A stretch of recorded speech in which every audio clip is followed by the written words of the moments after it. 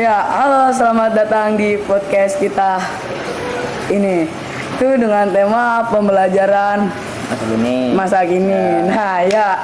Di sini ada tempat kita akan mengeksplorasi bagaimana di dunia pendidikan terus beradaptasi dengan perubahan zaman. Nah, di episode kali ini kita akan membahas 3 topik utama. Itu ada apa? Yang pertama itu ada ini di era pandemi COVID-19. Nah, iya, ada pembelajaran di masa era pandemi COVID-19. Nah, yang kedua ada pembelajaran hybrid. Nah, yang terakhir atau yang ketiga ada apa ya? Ada apa? Yang ketiga itu ini. Ada apa ya? Ya, betul. Ada pembelajaran masa kini dengan kurikulum merdeka.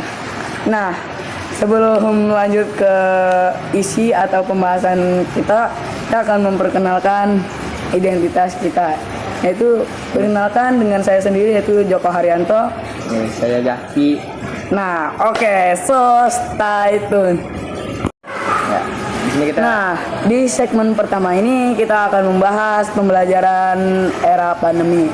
Nah, pandemi COVID-19 ini yang melanda dunia sejak tahun 2020 telah membawa perubahan besar dalam dunia pendidikan. Sekolah-sekolah yang biasanya mengandalkan interaksi langsung Secara tatap muka gitu ya. tiba-tiba harus beralih ke sistem pembelajaran jarak jauh atau online. Di segmen pertama ini kita akan membahas bagaimana dampak pandemi COVID-19 terhadap mengubah cara kita belajar. Apa? Ini. Oh.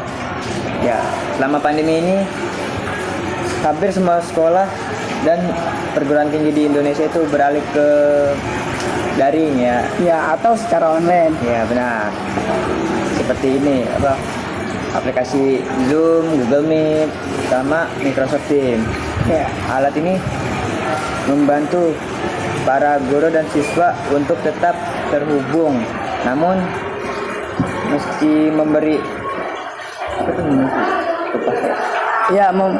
memberi akses pendidikan di tengah keterbatasan ini, banyak tantangan yang muncul dari kesulitan akses internet, kendala teknologi, dan hingga masalah motivasi belajar. Nah, betul sekali. Pembelajaran daring memang memberikan kemudahan akses, tapi tidak sedikit pula siswa yang merasa kesulitan. Faktor ketidakseimbangan ini antara kemampuan teknologi siswa dan orang tua serta tidak adanya interaksi tatap muka menjadi hambatan yang sangat besar.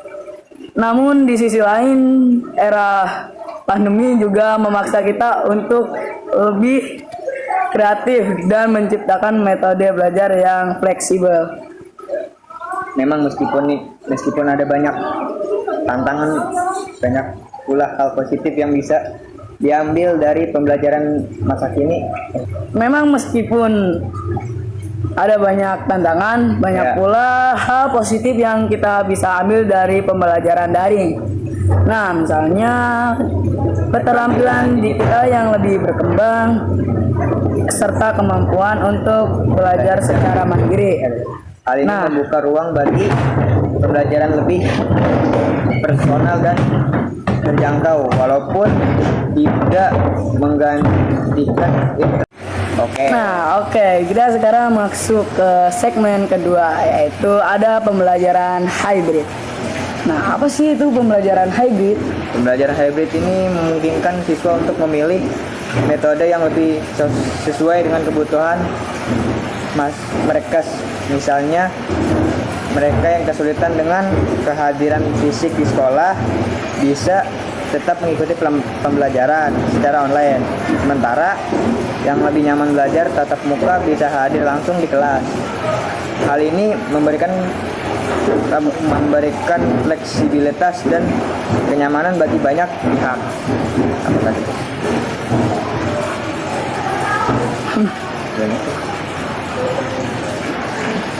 Nah, selain itu pembelajaran hybrid juga memungkinkan sekolah untuk perguruan tinggi untuk mengatasi masalah keterbatasan ruang kelas dan mengurangi kerumunan, terutama di masa-masa ketidakkepastian seperti mandiri. Model ini juga memudahkan penggunaan teknologi dalam pembelajaran, di mana siswa bisa lebih terlibat dengan berbagai sumber belajar digital dan interaktif. Namun pembelajaran hybrid juga tanpa tantangan. Tantangan utama ada pada kesiapan infrastruktur, baik dari sisi teknologi di sekolah maupun maupun keterampilan guru dalam menggunakan teknologi secara efektif. Pembelajaran hybrid menuntut persiapan yang matang dan dukungan yang berkelanjutan agar dapat berjalan optimal. Ya, oke. Ini kita akan membahas pembelajaran masa sekarang, yaitu kurikulum Dengan kurikulum Merdeka. Oke, betul sekali. Nah, sekarang kita sudah berada di era yang lebih maju dengan hadirnya kurikulum Merdeka. Sebuah kurikulum yang lebih fleksibel dan menekankan pada pengembangan potensi siswa. Nah, di segmen ketiga ini kita akan melihat bagaimana kurikulum Merdeka mengubah paradigma pembelajaran saat ini. Ya, di kurikulum Merdeka ini diperkenalkan dengan tujuan memberikan kebebasan lebih bagi guru dan siswa dalam menemukan cara dan tempo belajar yang lebih sesuai sekarang dengan kebutuhan dan minat siswa. Salah satu prinsip utama dari kurikulum Merdeka ini adalah memberikan ruang untuk kreativitas dan eksplorasi sehingga siswa. Nah, dengan kurikulum Merdeka kita juga melihat lebih banyak pendekatan pembelajaran berbasis proyek atau proyek berbasis masalah yang melibatkan siswa lebih aktif dalam menyelesaikan masalah nyata di sekitar mereka. Pembelajaran